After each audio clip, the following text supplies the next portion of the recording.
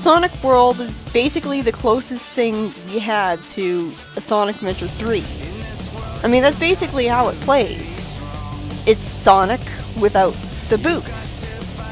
Basically how Sonic is, well, he controls pretty tightly. He controls a lot better than he does in Heroes in 06, and definitely better than the boost games. He controls pretty well, although for some reason it was still a little awkward for me to get used to him at first. His homing attack is weird because the homing attack in this game, it keeps momentum. So like, it'll always keep going forwards. It doesn't stop after you hit something. And I guess that's good for keeping the flow going, but it's a little overwhelming at first, so you've gotta be careful. But it feels pretty good once you get used to it. I just kinda miss the targeting reticule that it had, because in the boost games, you always knew that you could hit something. But just like in the adventure games, just line up directly in front of the enemy, and you're guaranteed to homing attack it. The way the spin dash works is actually really cool, because you can actually use the spin dash while moving forwards. And it's nice to do that on top of slopes. Like, in SA2, I didn't feel like using the spin dash unless I had to go as fast as possible, because I was forced to stop in order to spin dash. But in this game, you can keep the flow going by just holding B, and there you go. I mean, it's not the SA1 spin dash where you constantly mash the button and you can basically use it as a boost. But the thing is that you kind of felt like angle Sonic when you were doing that, because a spin dash would send you directly forwards, and if you were holding the control stick a little too far to the left or right, then you would go way too far to the left or right from the spin dash. This is my favorite spin dash in all 3D Sonic now. Like, anytime I want, I could just go into a spin dash. Although the level design is too linear to allow you to take shortcuts through spin dash jumping, which was my favorite thing about SA1's level design. But on the plus side, the level design in this game doesn't have you constantly getting caught on the walls of very narrow speed sections and having you lose all your momentum because of it. Well, not all your momentum, you're still moving forwards, but not nearly as fast, and you go out of spin dash form. But the big problem I have with level design in this game is that it's very automated when you think about it. There's lots of dash pads and springs, and I didn't used to care about that stuff, but playing Green Hill Paradise made me realize that maybe it could be a problem. Other than that nitpick, it is pretty fun going through the levels. Like, it actually feels like a challenge. When I first played Final Rush in this game, I got a game over. I guess it was because I wasn't used to it yet. The best thing about this game is that not only is it like an adventure game, but it actually has abilities that the boost games have. It has the drift, and it has the stomp. The drift is perfect for beautifully making sharp 90-degree turns, which you could never really do in the adventure games. You would just turn, and maybe lose your momentum while doing it. So you can keep going fast, even when you have to turn directly to left or right. Of course, I bet if they actually did this for a real adventure game, people would complain about it because they brought abilities from boost games to it. But this is exactly how I'd imagine the ideal Adventure 3 to be. It's taking what worked and what was done well with the boost games and improving upon it. You have the drift for making sharp turns, and you have the stomp for precise platforming. If you ever feel like you're going too fast, if you ever feel like you're going too far forwards, you can just stomp to precisely land. Unfortunately, the camera doesn't really show you what's below you very well, which is especially noticeable when you're playing as Tails and flying. So you gotta be careful where you stomp, because you could easily end up stomping to your death. But this is an excellent game for teaching you to get used to stomping in 3D. And you're definitely going to be using the stomp a lot in the Mach speed sections. Thankfully, there's only a few of those. The only problem I have with the camera is that it's entirely manual. It doesn't turn around to show you which way you have to go, like in the adventure games.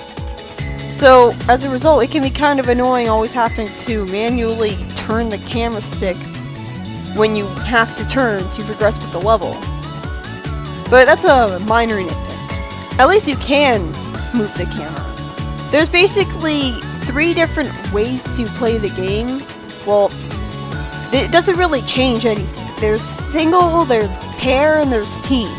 You can choose a single character or multiple characters, and somehow you can change characters in the level itself. I don't really see the point of having pair there. I mean, it's basically just team, but with one less character. What's the point? I like choosing team because it feels a little less lonely having other characters with you, even if they aren't really doing anything.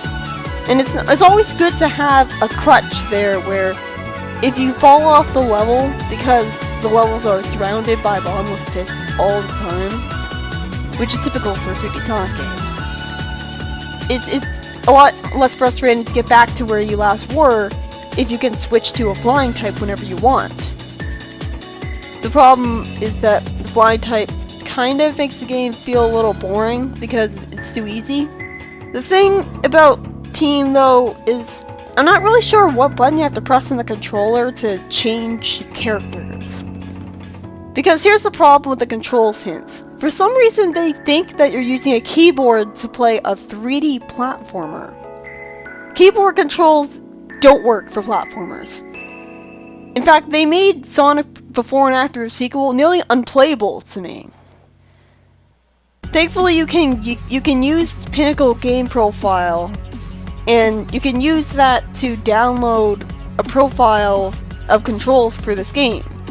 So it is entirely possible to play this game well with the keyboard doesn't control as badly as you'd expect, but it is much better to use an Xbox 360 controller. But that makes it really frustrating because the controls hints still act like you're using a keyboard. So finding out what button does what on the controller is a tedious process of mashing every button you can to see what works, and hoping you don't spin dash off the edge of the stage to your death while doing so. Or drift, because you can actually start drifting from a standstill, so that moves you forwards automatically, which is kind of weird. I do generally like having the controls hints there. Like, I like, because your characters always have so many different things they can do. It's good to have a reminder there. I mean, there are a few useless abilities. Like, I don't really see the point of having a close range melee attack when you have the homing attack, because it feels like you're just putting yourself in danger by getting too close to the enemy and then they hit you. Unfortunately, not every character in the game has a homing attack. The flight type is forced to use projectile attacks, like Tails has dummy ring bombs from 06 and Heroes. And while they do have pretty good range, the problem is that you're always guaranteed to get hit when you use them. So the combat becomes just a confusing, awkward, clumsy mess where you don't trust the game to not make you lose rings. And the same problem of not being able to tell which rings are fake and which ones are real are present here. It is kind of annoying fighting enemies with any character doesn't have a homing attack. And you're actually encouraged to fight enemies in this game because they drop Chaos Drives, which can actually level up Chow. That's right, they actually have a Chow Garden in a 3D fan game. And it's even more bare bones than SA1's. I mean, at first, you really have your hopes up, because the Chow Garden actually looks like it would in a Sonic Adventure 3. It's a Chow Garden with next-gen graphics. It really is amazing that a 3D fan game, the 3D fan games have progressed to the point where they can actually have better graphics than a GameCube game. But yeah, like, it looks gorgeous like the rest of the game. And so you really have your expectations high, and then you pet a Chow. Look at this animation.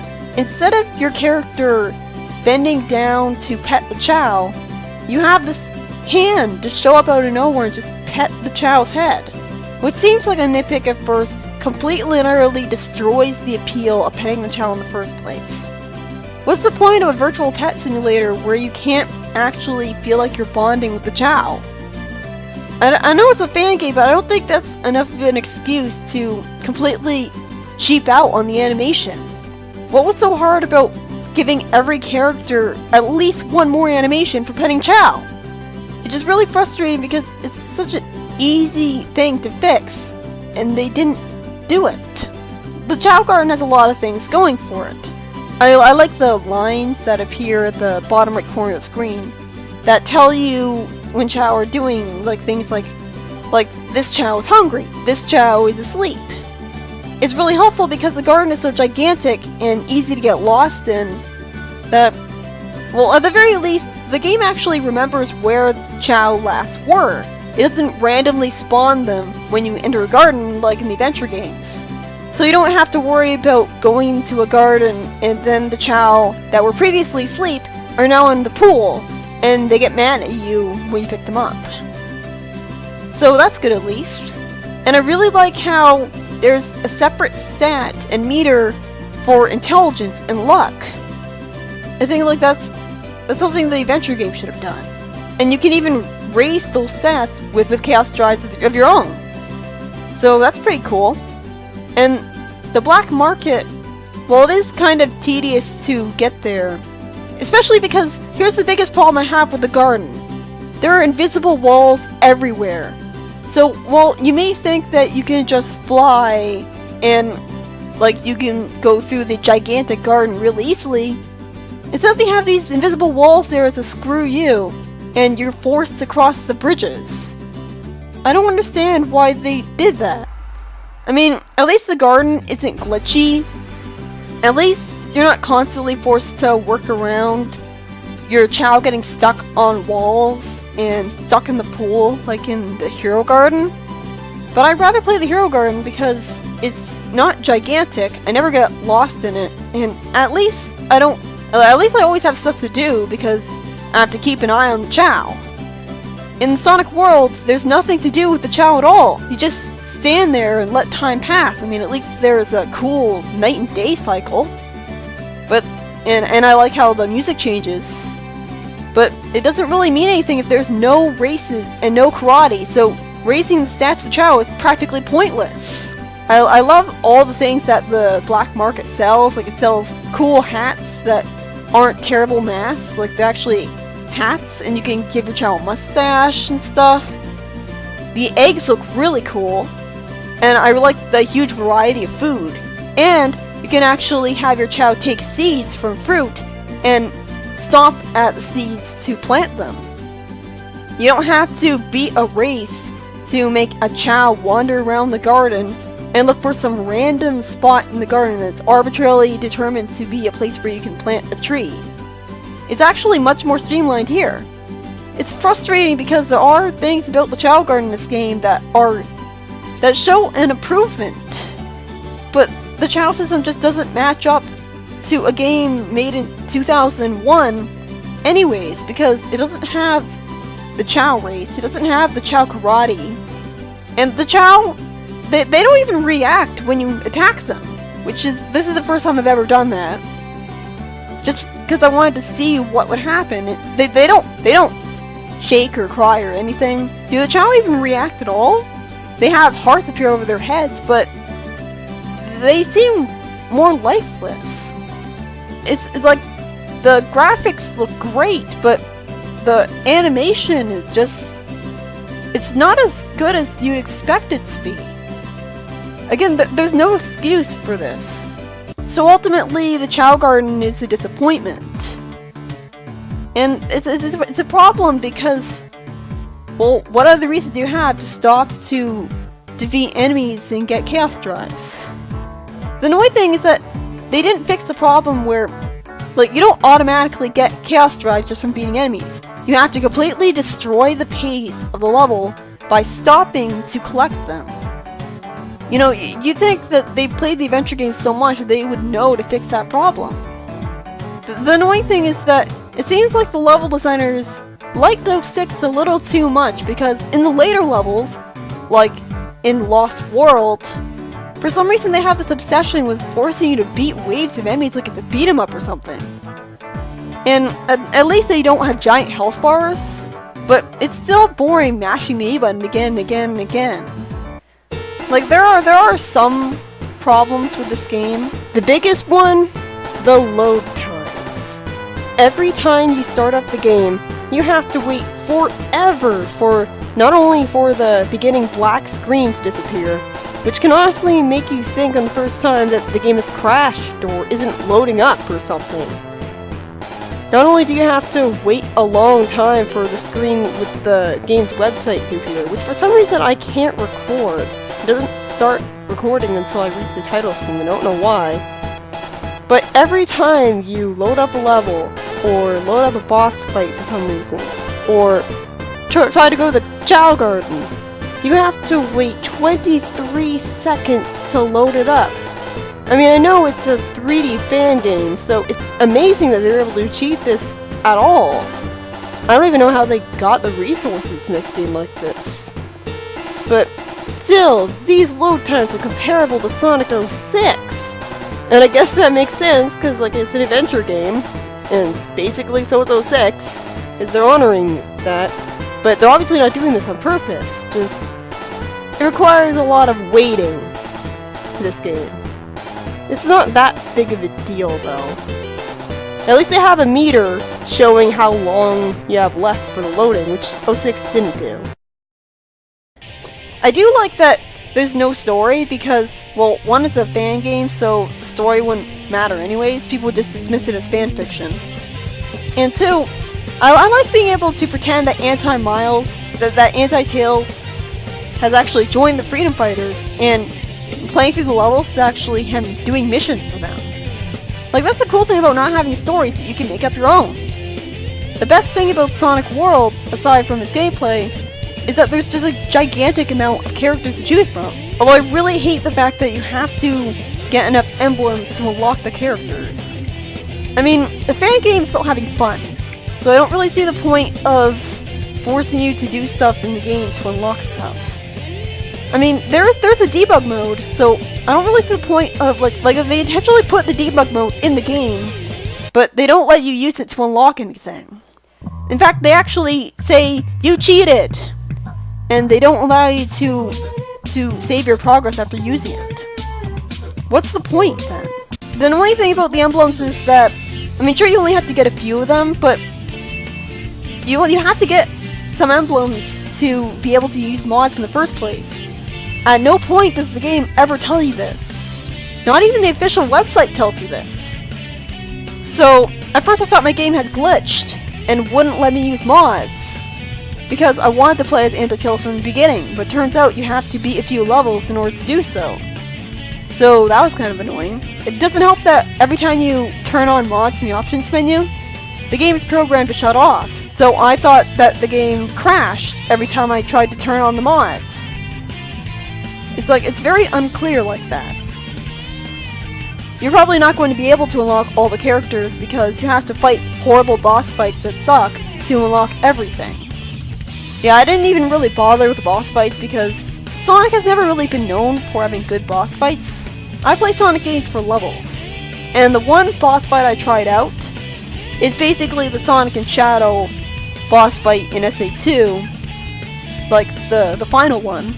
Only it doesn't work because you're obviously attacking the character, and he doesn't get attacked, so it sucks. Another problem I have with this game is that every level it's not original. I mean, like, people bash on Forces for having levels that aren't original, but I guess because this is a fan game, it's perfectly okay. Even Forces has more original levels than this. The only original level is actually the worst level in the game. In fact, it honestly makes me wonder if it was intentionally made to suck. Because it has music that, well, I really like it. It's an a cappella thing. It's all surreal and stuff. But it just kind of feels like it's mocking you because it's such a cheery theme. And then you've got the worst level time in the game. In a mock speed zone, obviously you're forced to always be moving directly forwards, and that gives you a thrilling sense of speed. But the problem is that there are enemies. Even Sonic 06 did not have enemies in the mock speed sections. This was because you were constantly forced to run forward, so forcing you to stop and fight enemies was kind of unrealistic.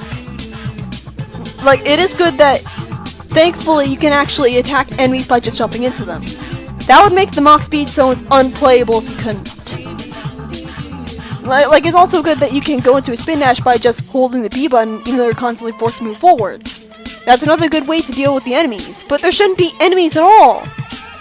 The big problem that destroys the cave level, aside from the fact that you're surrounded by bottomless pits all the time, which is another thing that the 06 Mach Speed Zones didn't do. They didn't have bottomless pits at all sides. They just had walls, and granted you could get caught on the walls and die because you ran into them again somehow, but it was better than insta-kill death pits that are always surrounding you. But the biggest problem is that the ring scarcity means that you're going to get hit, and then you're going to lose rings, and then you're going to run to another enemy and die. And even for the, like the rest of the Mach Speed Zones are much better designed than this. But even then, it can get kind of frustrating when you hit a checkpoint, you die, and then you respawn to that checkpoint, and there aren't rings right afterwards. So you immediately run into an enemy and die, which is a cheap shot. You just respawn from dying, and then you immediately get sent to an enemy without any rings. You'd think that they would playtest this and know it's a problem. But for the most part, I like the Mach Speed Zones in this game. They don't control absolutely horribly like in 06. I mean, they still control a little bit slippery. Like, every time that you gotta very carefully tap left and right. And even then, that still sends you a little too far to left or right, so you always have to tap the opposite direction afterwards. But it's not nearly as loose and slippery as in 06, I assume. And at the very least, it's not like you're moving left and right so slowly, like in Speed Highway Act 2, that you barely feel like you're able to turn at all. So it controls well for the most part, and I feel it's challenging at least. Like, Sonic World gives you a challenge. If you're one of those people who hates Sonic games having too little challenge, like Generations, Sonic World has got you covered. It does feel like a satisfying challenge, it's just kind of annoying how you pretty much need to have a flight character to survive the Mach Speed sections, because sometimes you get flung off the edge, and you pretty much need to fly and hope that your flight doesn't run out in an inopportune time. Like, that's another thing, is you have a flight meter, but it's really hard to notice it. It's very easy to forget that it even exists because it's all the way on the corner of the screen. It's just like in Heroes. At least it's not completely immersion breaking, like appearing literally on the character's head. But speaking of Tails' flight, I had a really hard time figuring out how to fly at first. I assumed that it would be like in the adventure games where you just held down the A button. Because naturally this is an adventure game. But it turns out you fly by mashing the A button. It's just like in the classic games, or an adventure game. I mean, at no point does the game ever explain this to you. So I initially dismissed the flight as useless. I did end up learning how to use it though, and it's a perfect crutch. But again, if you're able to fly, it kind of makes the game boring, because not only is there a lot of automation and scripting, although it's better than no scripting at all and you're constantly hugging the walls of Windy Valley. But again, if you're able to fly, it kind of makes the game boring, because not only is there a lot of automation and scripting, although it's better than no scripting at all and you're constantly hugging the walls of Windy Valley. But Sonic World is a fun game, there's no doubt about that. I mean, it's like harmless, dumb fun. But after playing Green Hill Paradise, again, I was never the type to really care that much about dash pads and springs and automation. I used to think that was just a fanboy thing, like wanting too much. But playing Green Hill Zone in this game really draws to attention just how automated the level design in this game is. I mean, seriously, play Green Hill Zone in this game. Half the time, hell, probably 99% of the time, you're just getting pushed along a straight line by dash pads. And the rest of the time, you're just moving forwards in a straight line. Is there even any platforming at all? The only remotely challenging part is at the lake area where you're really worried of being flung off the edge of the stage to your death because you're moving so fast. And that's bad level design. That's not even a legitimate challenge. You pretty much need to have a flight type there. And that's basically what'll make and break the game for you. And it's weird. This game, it both works as a great adventure game, and it kind of kills my interest in it. Because, again, I understand why people complain about the boost. Like, oh, it's automation. It's like, you go fast because you hold a button, not because you've earned it. But then I look at the adventure games, and their level design is all about hitting dash pads and hitting springs and just going through automatic loops and watching Sonic go. How is that any better than the boost? At least with the boost, there's a challenge to it because you earn the boost by collecting rings, and you can choose to go fast without having to hit a dash pad. Without the boost, it's like level designers feel like they need dash pads and springs more than ever, because without the boost, you can't go fast. Except Green Hill Paradise has shown that it's perfectly valid to just design the 3D Sonic game with physics where if you're rolling down a slope for long enough, then you'll start going really fast. I mean, Adventure 2 did it just fine. You would spin dash down a long slope, you'd spin dash down a loop at the top of, say, Radical Highway. You go through the loop a lot faster than you would running through it painfully slowly. There were still dash pads in the loop anyways, but spin dashing down those roads that were going diagonally, that were going downwards, you definitely felt the sense of speed a lot more. If another adventure game was designed with level design like that, then I would definitely understand the appeal of the adventure games over the boost gameplay. Because it's like, here, now you've got a 3D Sonic game that's closer to the classics you love so much, because it's not about the boost, it's about traditional platforming. Look at all the platforming there is. And you earn your speed by rolling down slopes instead of hitting dash pads and springs. But the adventure games didn't do that. And I don't think they're ever going to do that. So, like, I don't see why a potential Adventure 3 would be a worthy contender to the boost, where you've always got this constant flow going. You're generally always boosting, going really fast, as a Sonic the Hedgehog game logically should be, because it's called Sonic, come on. But, I don't know. Platforming in 3D has never really been that fun to me. I mean, I haven't played Super Mario Galaxy yet, but that requires a Wii Nunchuck motion controls. But 3D platforming in general is a lot easier than 2D because there are a lot more positions on a platform that you can land on. Whereas in 2D, there's only a few pixels that you can land on. So it's a lot more satisfying. You don't take it for granted that you're going to land. With 3D, just like, well, of course I landed on that platform. Why wouldn't I? Whenever I'm playing a 3D Sonic game, I'm not looking forward to platforming. I don't play it to platform. I play it so I can go through the level as fast as possible and enjoy the thrills and satisfaction.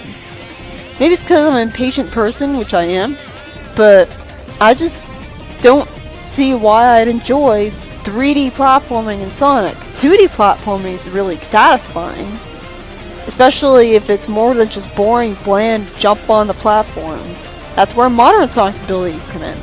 The stomp for precision, the wall jump for variety. The slide can go fuck itself.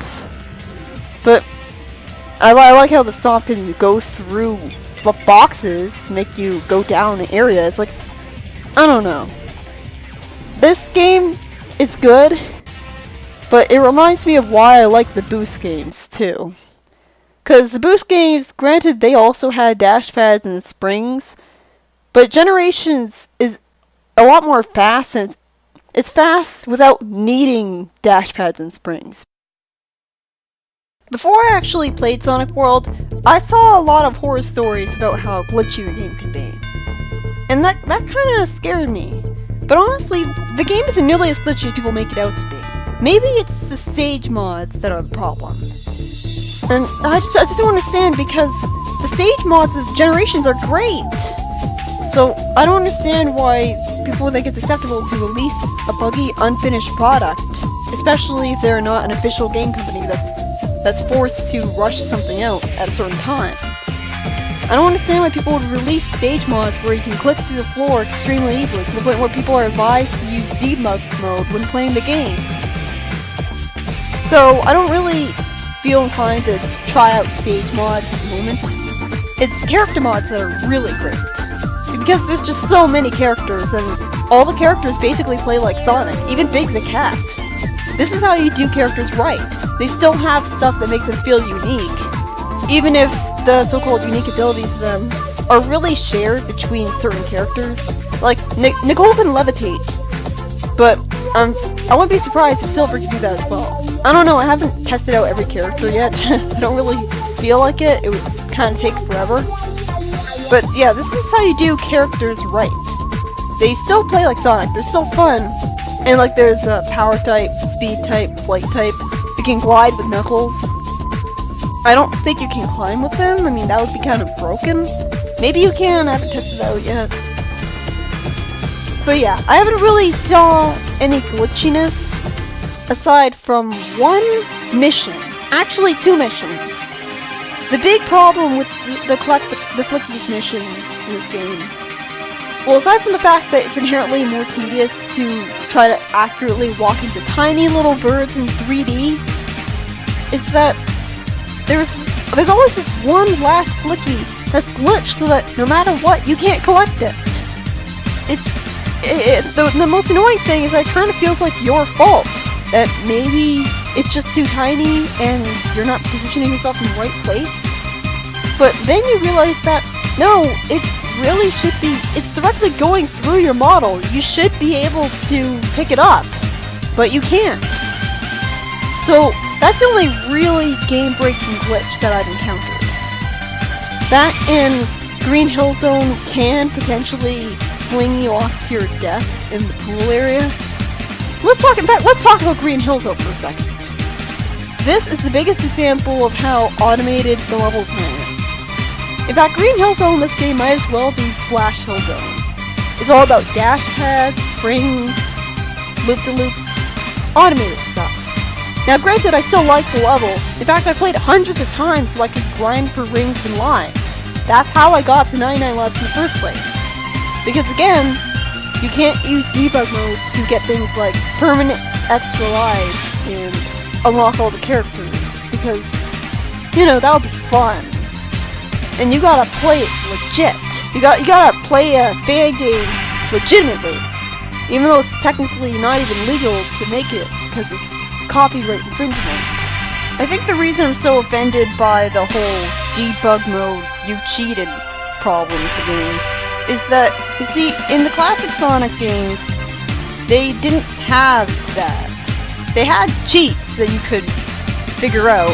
I don't know how anyone was supposed to figure them out back then, because in the internet, we all know, press these certain button combinations at a certain time, and you can get all the emeralds. And they didn't punish you for it. If you wanted to get all the emeralds in Sonic 2 with cheat, you could. If you wanted to skip straight to the boss with a cheat, you could. If you wanted to activate debug mode and place any item you wanted, you could. And completing the level like that wouldn't cause the game to say, you cheated, and warp you back to the entrance of the level.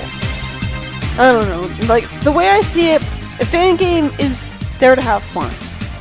I'm honestly not trying to sound condescending with this, but a fan game should not really have this kind of attitude where you have to play it exactly the way the developers want you to, and you can't cheat. Because, well, I think a solution would be you can make it so that there's separate rankings. Like, you can cheat to get any rank if you want to, but you can also make separate ranks for not cheating. I don't know. I just don't really see the point of restricting you. Like, if they put the debug mode in the game, and you're obviously going to use it to beat the terrible cave level that sucks. And, you know, getting to the goal ring with debug mode is a task all by itself, because the controls are actually a lot more intuitive than you think. And you can be holding up, and instead of going directly forwards, you'll go left and forwards or right and forwards. So you end up having to hold not just up, but also left and right on the keyboard. And you're going to be using the keyboard because seriously, do there really need to be so many options here? It feels very overwhelming trying to use the debug mode at all.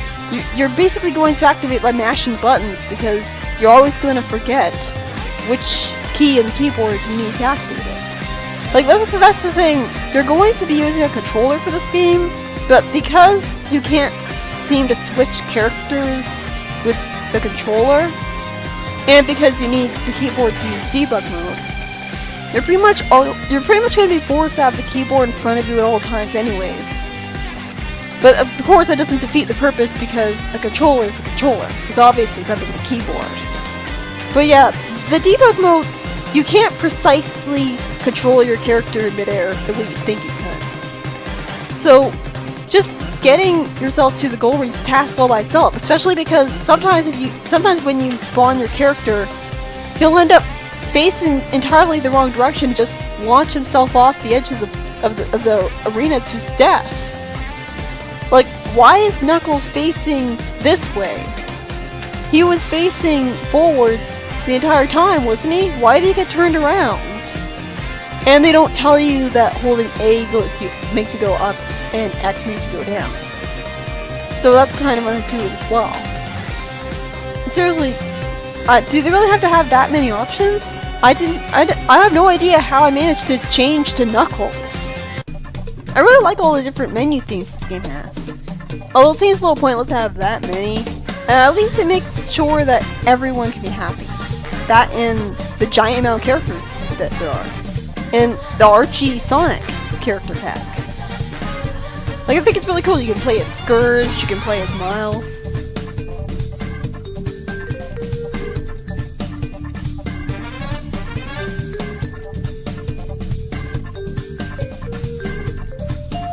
And the reason I'm choosing this menu theme is because, well, let's face it, it has some pretty badass music.